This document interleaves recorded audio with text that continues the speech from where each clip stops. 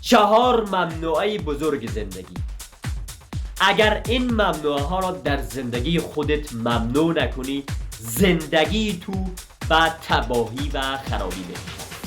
که 4میش از همه مهمتر است. اول، چشمی و همچشمی ممنوع. زندگی میدان مسابقه نیست. بگذار هر کس زندگی خودش را بکنه و قرار نیست من مثل دیگران زندگی کنم و دیگران مثل من زندگی. هر کس زندگی خودش را دارد و همانطوری هر کس باورها و اعتقادات خودش را دارد. دوم، صحبت کردن با انسان‌های بی هدف ممنوع.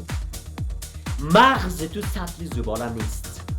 نگذار هر کثافات من نمیتوانم ها و برای من نمیشه ها وارد ذهنت شود. سوم، گیله و شکایت ممنوع. از هر کسی گیله داری، از هر کسی شکایت داری و همراهش مشکل داری، برو با خودش صحبت کن و مشکل رو برطرف کن، ولی در حضور هیچ کسی از کسی دیگری گیله و شکایت نه. چهارم، صحبت های بیهوده و بیفایده ممنوع.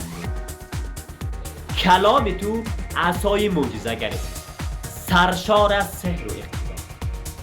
اگر مدام از من نمیتوانم ها، من نمیشود ها، برای من نمیشود ها و شرایط بد صحبت کنی، مطمئن باش همون شرایط بد و همون من نمیتوانم ها در زندگی تو متجلی میشه.